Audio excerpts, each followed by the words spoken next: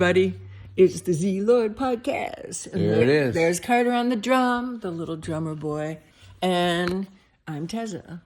So welcome our hearts to your heart. And we're going to talk about something that's bothering a lot of people these days. Do you want to introduce our topic, Carter? No, you introduce it. Well, I've noticed a lot of people are in fear because they don't really understand what's going on. Not that we understand what's going on, but the fear of upcoming catastrophe or clashes or war or disease or divorce. Who's in fear? Well, a lot of people that I am in contact with have expressed to me, and just I read and I see, and I'm on social media, so I'm not in fear. Are you in fear, Carter? I'm not in fear. Okay, so why are we not in fear when so many other people are in fear about I'm life? not aware that people are in fear. So Okay, well, let's just talk about our own. I think that there's people have opinions. Well, wait a minute. You have a potential diagnosis of something happening in your body. So do you have fear about that? No. Okay. And I have limited mobility from stuff I've gone through. So I have a physical thing, but I don't have fear about that. I just am accepting it. Well, I don't think you and I have fear about dying.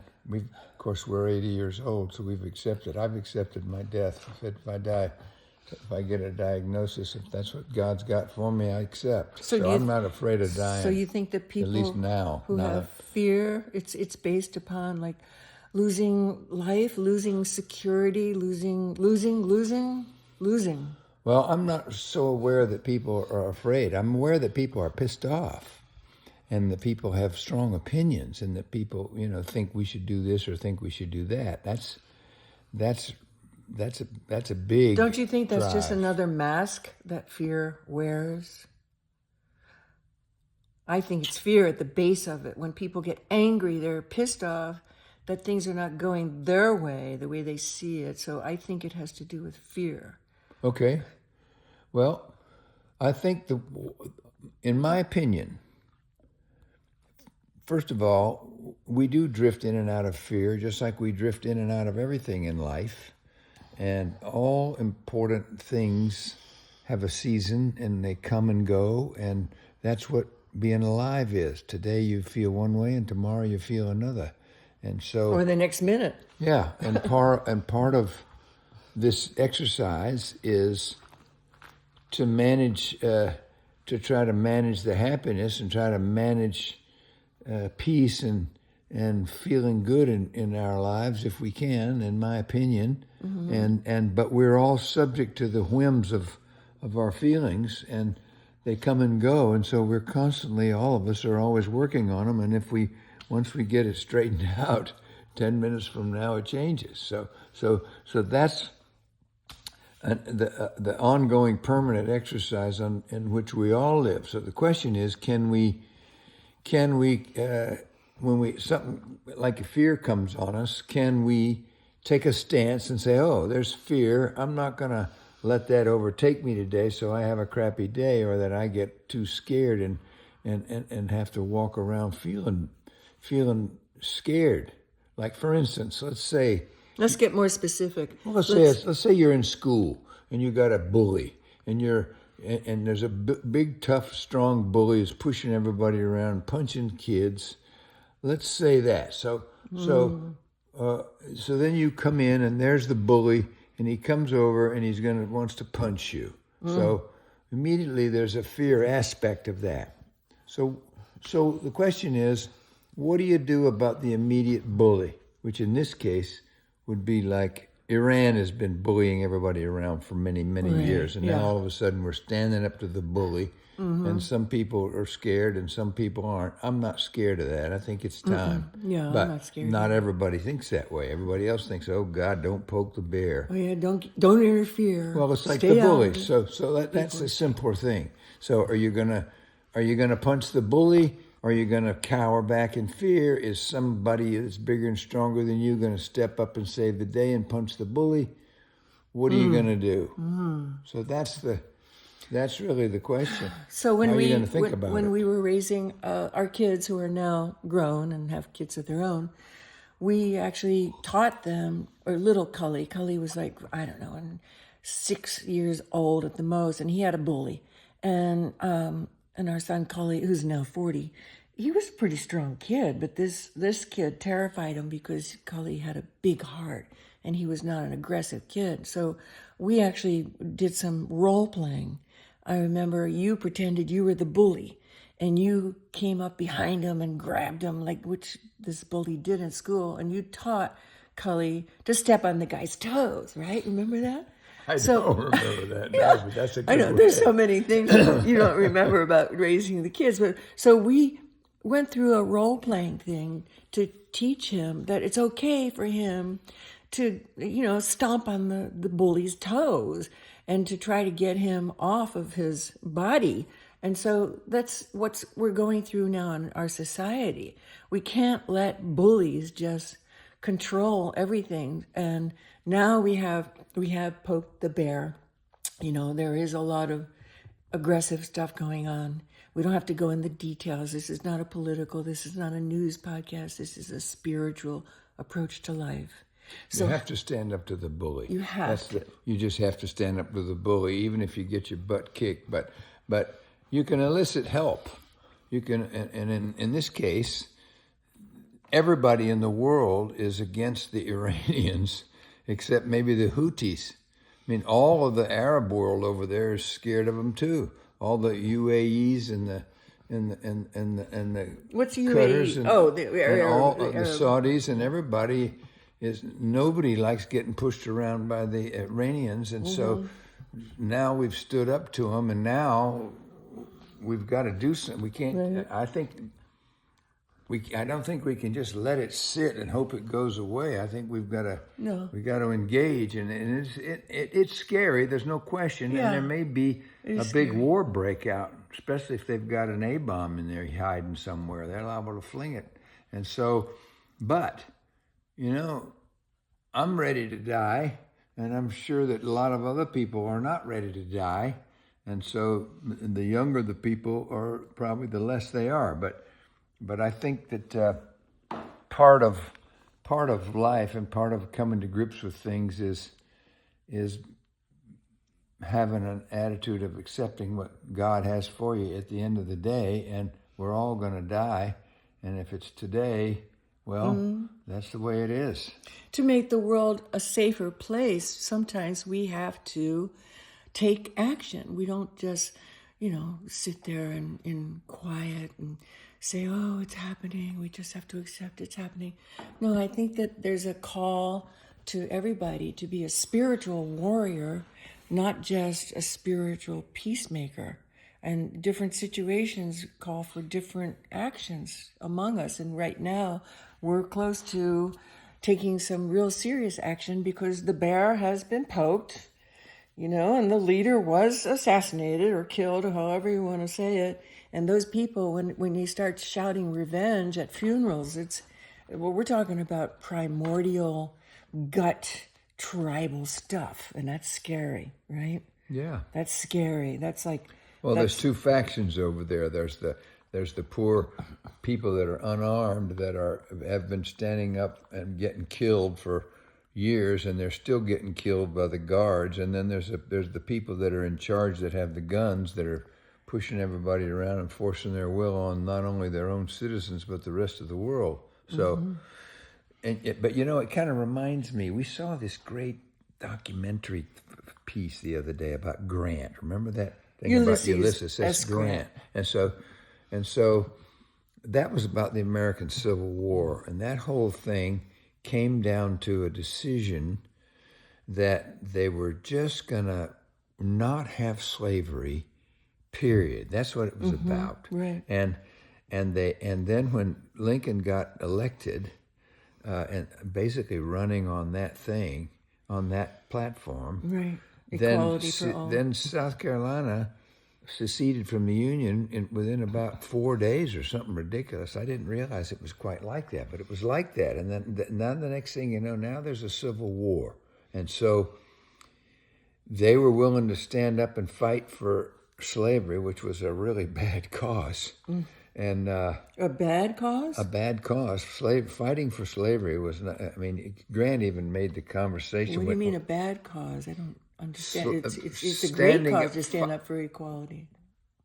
For the North it was, but for the South, to stand up and fight. Like he made the comment that Robert E. Lee was a great general, but he was fighting for a really lousy cause. I mean, if you're fighting for one, anyway, whatever. That's another discussion. But let's just, it's not another discussion because we had to get rid of slavery, and that's what happened. We stood up for the right thing. The South was their way of life, so it was a good cause for them, and the North it was the antithesis of the way of life because they did not believe in it. So it was a belief system. They came to clashes.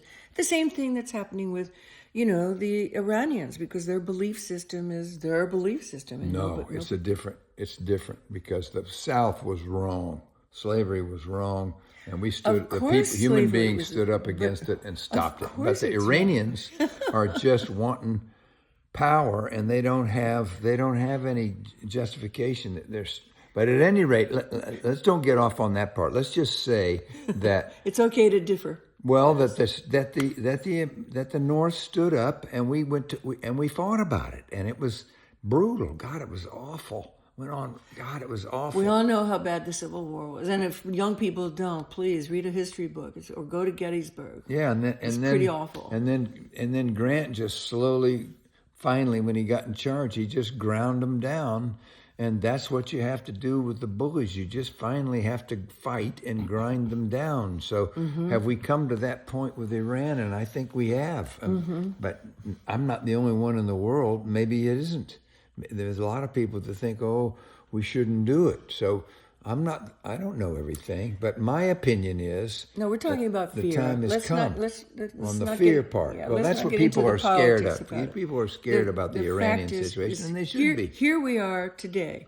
This is the day that I'm talking about. I'm not talking about the election a couple years ago. I'm not talking about the election coming up. Whatever's happening is right now. The people in charge of our country versus the people who are in charge of Iran. And right now we are on the verge of something really drastic. So you think that the overriding issue is fear with the people that you know? I'm talking about the fact that people that I have conversation with are scared. Intimately.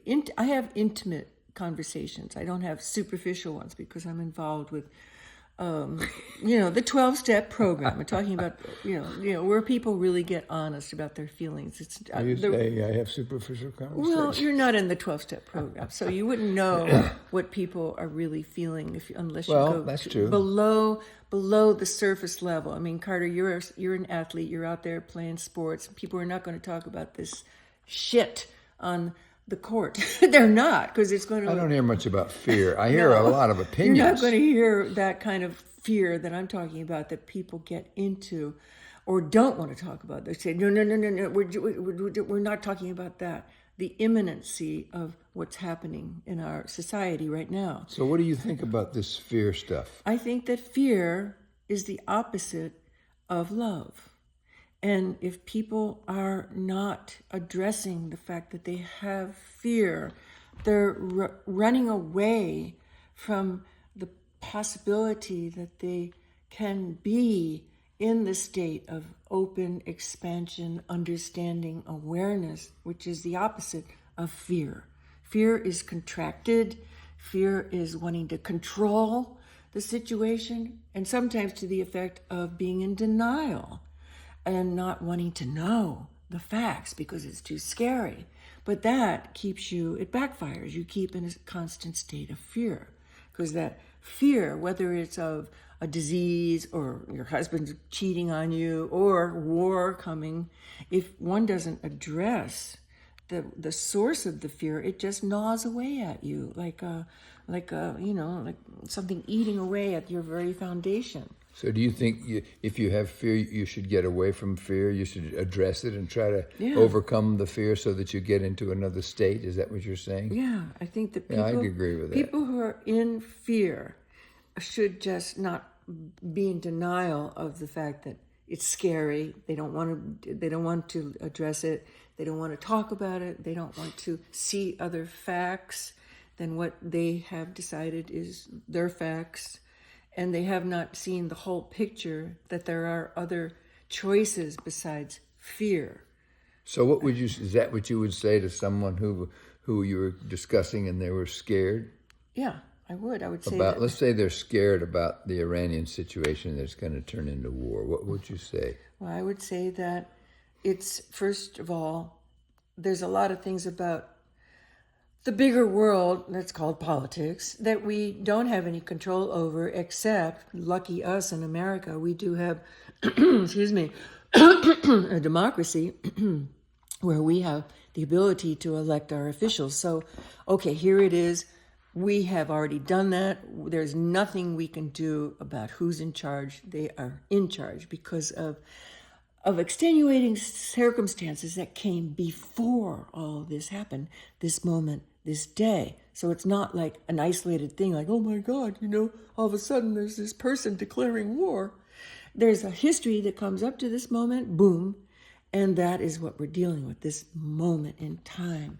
So I would say to a person who's in fear that there are things that are being orchestrated by the divine, and by that I mean consciousness, because I do believe in consciousness, and that is my higher power, that consciousness that permeates the entire universe. That is the love factor. It is not contracted. It is not fear. That is this consciousness that I tune into, and is my reality, is expansive, and it is all present everywhere. That is my higher power. That is my concept of what is possible. So here we have a conflict, and we might go to war, we might not go to war. The diplomats are working hard, and we're trying our best to avoid it. But I would say to the person who is in a state of fear that if you can just look at the choices that you have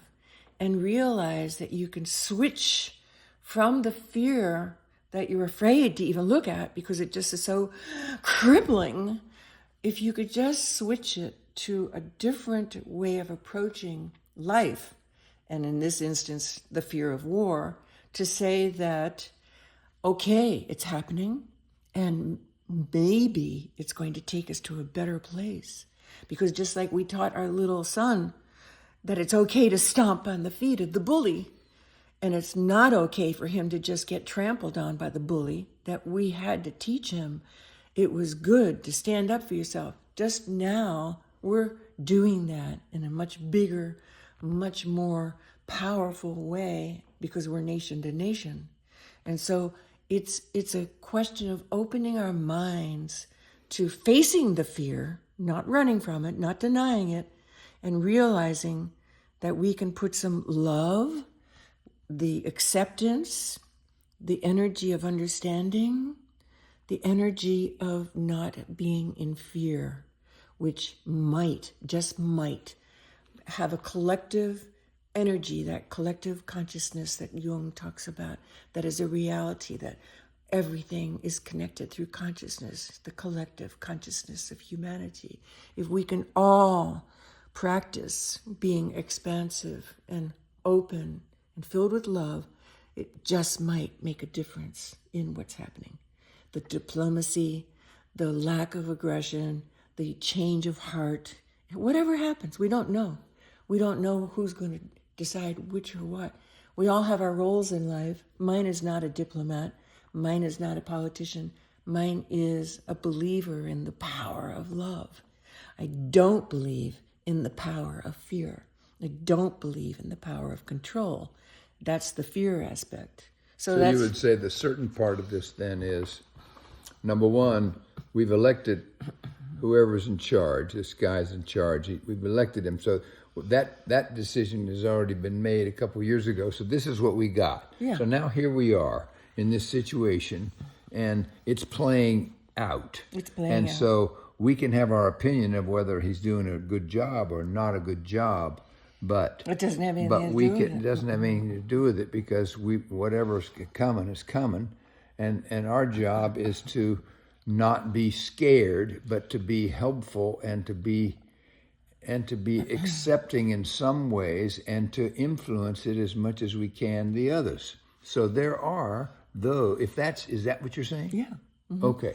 To So put one energy, way, to put energy of acceptance, which is love, which is expansion, and not to be contracted, because that also goes out into the collective field, and that creates chaos and more disruption, and that just feeds the aggressiveness of the bullies and the showdown. Instead of okay. having some kind of peaceful, calm balm that could be soothing. So are you saying then you could pray about it, for instance, Absolutely. and put out good vibes and ask for make a supplication to the Creator to resolve this in some way that's going to be better than it is now and then has been, and to resolve this in some peaceful way that we end up having in the overall more peace than not, Than before. and maybe some of us have to die in order to set that up, just like we did in the Civil War. Some people Right. had to die Right. for this to happen,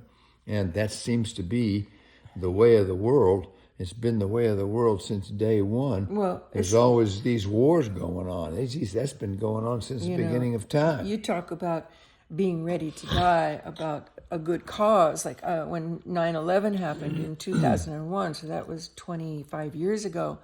We were not the age we are now, but I remember my feeling at that moment when those towers came down, because it was very personal for me. You were right there. No, I wasn't in the city, but my heart was there, because that was my neighborhood when I first came into recovery in 1984. And my early days of AA were attending meetings at the very basement of the towers. And so, my heart was there.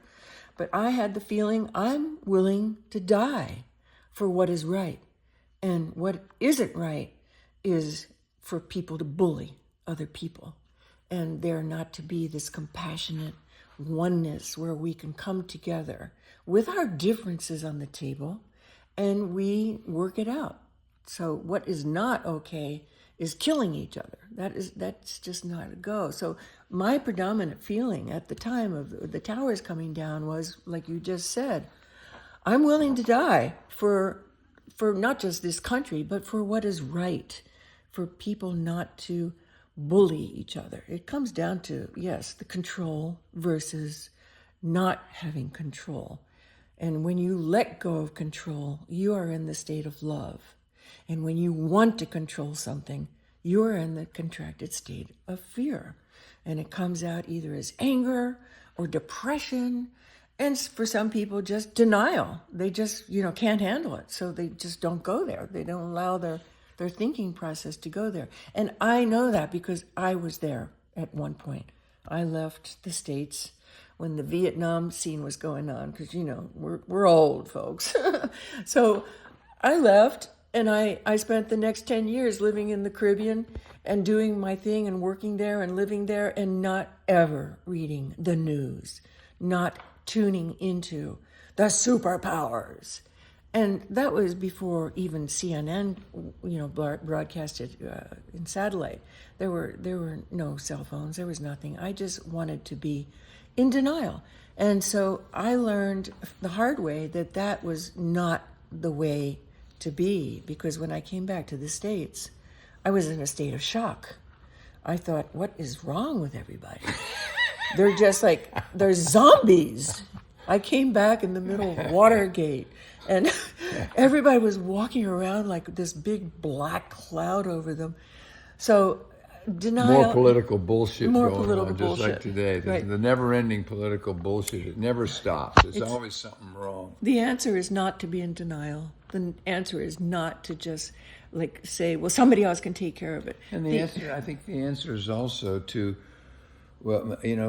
is to number one, don't be a bully yourself. Mm-hmm. Recognize that bullying people and having people bullying you, that's wrong. So dead wrong. Number one, I don't want to be a bully and pushing somebody else around. That's the first thing. I can directly affect that. Secondly, recognize when I'm being bullied and and determined to stand up against it in whatever way that I can. So now we've got a bully in another part of the world. What can I do? I'm here in Florida.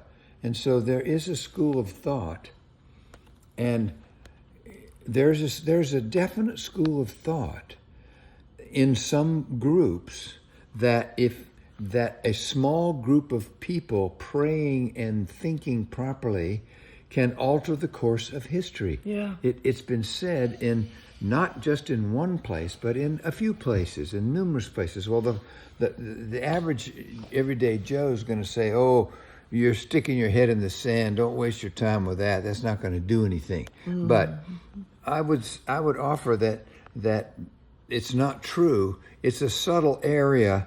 It's not a tangible area that you can put your finger on, but it's been said, and it's been said by some very, very high people, and I would offer that this is something that every one of us can do, and I try to do it a lot, and praying for the world and praying for a good outcome, and asking God and asking the divine and the higher power, or however you relate to the divine or the higher forces, to intercede and influence what's going on. So, and now if you look at the Bible, it's full of that kind of stuff. God was coming down and talking to somebody and said, "Well, we're going to do this," and then lo and behold, bingo, it would happen. Well, you can imagine in those days it was the same deal. Some prophet comes out and says, "Don't worry, everything's going to be all right. God said it was okay." Probably 99% of the people said, "That guy's crazy." But anyway, this is a real thing, and it's not tangible like a table is tangible, but it's real, and it's... You mean the power of prayer? The power of prayer. The power of visualization, too. Yeah, and the power of being able power to of our positively thought. influence situations that we don't like. I mean, there's something that we can do every day, and I offer that we should do it. Right. So what you're saying, I think, let me just throw it back at you, is having fear is counterproductive to helping a situation become less fearful. It just increases the fear because it snowballs on itself for sure. The energy that we're sending out, instead of healing, light, and love, or whatever, compassion, diplomacy, negotiation, however one wants to phrase it in their mind, so that you're either praying or thinking or visualizing the resolution of a conflict with peace as the goal. If we don't do that, then we're just contributing to the problem. I mean, if you look at it that way, we're all little warriors of light. We're spiritual beings here. We have power. We may not pick up a gun and go to fight, but our ammunition is love. I mean, that's my motto. Love is the weapon of mass illumination. If we think of love, which is that expansiveness of acceptance and knowing that whatever's happening is happening for a reason. We may not know why, we may not know the outcome, but to stay in a state of fear is contracting us and getting us into a very dark and very deep place. And we're called upon to love our fellow man. That doesn't mean we have to roll over and let them roll over us. And we can fight them, even fight them to the death, but not hate them. So hating is number one, is out. And number two, it seems to me that yes, sir. Fear, if we feel fear, we should immediately bring it to the forefront and address it and change it, because we can change fear if we just think about if it, we're and aware if we of pray it. it away, if we're aware of it. If we're aware that we have fear, we can change it. So if we feel fear over the situation, we should address it immediately, bring it right up, and try to get to the guts of it. And what are we so afraid about? Well, what the hell? The worst thing that can happen is we die. Yeah, and right. so if we die, we die. We're going to die anyway. So I'm ready to die for a cause if that it's is right, that is bringing humanity to a better place. Yeah. I mean, Me I too. felt that way, when the towers came down. That was the first time I was ever really challenged with life or death, aggressiveness like that. I mean, in a bigger scale. Of course, I've been through things in my own life with violence and aggressiveness. Read my books, you know about it. But they're on a mass scale where it's country against country and attack. I mean, I was ready to die if I had to, in order to make life more loving and peaceful, and so that we can keep evolving as a blended human family together, and we can work things out. And who knows what the heck is going to happen? We Okay. don't know. So right? if I have in like New Hampshire is live free or die. So we want to be free. Live free or die. And I think that's a good thing to That's- live free or die. And live free means New Hampshire, isn't standing it? up against Live bullies. free or It's not die. right to be pushed around and live in the fear and be oppressed by some bully. And so I think a lot of the people in this country are ready to die for that stuff. So therefore, it seems to me that if we have fear, then we should immediately bring it right up to the forefront, address the Yes. subject, and change it, because it's not helping anything. It's holding us back, I agree. and we can overcome it. So I have a suggestion, Carter. Okay. If you agree to this, let's offer a meditation, visualization, few thoughts, few offerings to anybody who's listening. So we don't just end this with verbiage. We end it with showing how we can do this. Is that okay with you? Sure. Whatever. Okay. So if you're driving, you can just listen. But if you're walking or sitting, you can participate.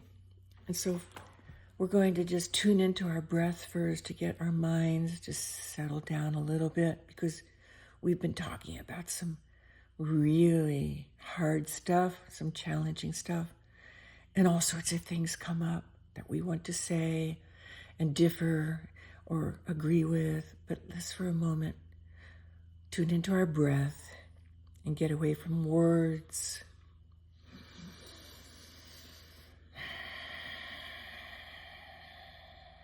And you watch the breath coming in. And you watch the breath leaving your body. Breath is the commonality of existence throughout all the cosmos. Breath is the key to consciousness. Breath. That's how close we are to our higher power. Tuning into the breath, we're aware of our higher power within us, in our own being. We are part of the higher power. And every thought we have counts. It's powerful, our thoughts. Actions start with a thought. Our thoughts are just as powerful as taking real physical action. So let's bring in the thought of this beautiful planet called Earth. We all know what she looks like as she floats in space. We've seen those pictures from the astronauts. Like a beautiful blue ball filled with life and vitality. She's glistening if we're looking at her from outer space. She's surrounded by this beautiful atmosphere that we're breathing, that's giving us life, that's sustaining everything that is. And see the oneness of this beautiful globe that could have been called water, because it has so much more water than terra firma. And when we see the globe from far off, like the astronauts took the picture of, we don't see individual countries. We don't see borders. We don't see differences of races, cultures. We just see our home, our Mother Earth. And let's put our love and our compassion surrounding this beautiful home of ours. Like as if our hands are just gigantic and we're holding our hands around the globe. Our hands, just as if we were holding an orange in our hands. We're holding the earth in our hands. Our healing hands are around this beautiful globe we share with every other creature that's alive right now. And we bring love and resolution of peace wherever it's needed, anywhere around this globe.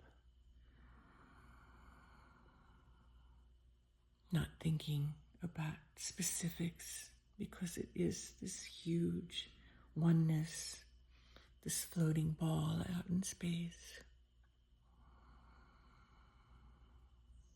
We can start with that big, big, big picture. And now we can go closer. Come with your imagination close to the conflict that is giving you fear. Whether it's the bullies that are saying they're going to hurt us, or if it's power that you don't understand, or if it's pestilence or even another epidemic, whatever is causing you fear, just bring it closer, closer, closer.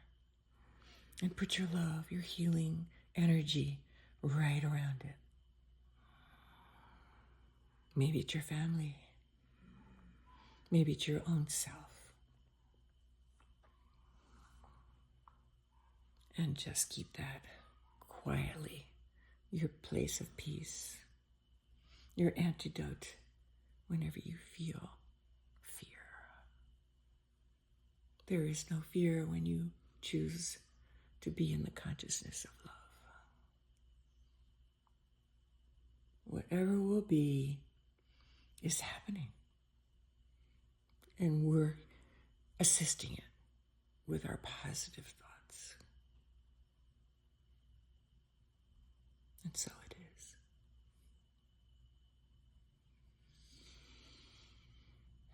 Om Namah Shivaya, my friends. Until next time.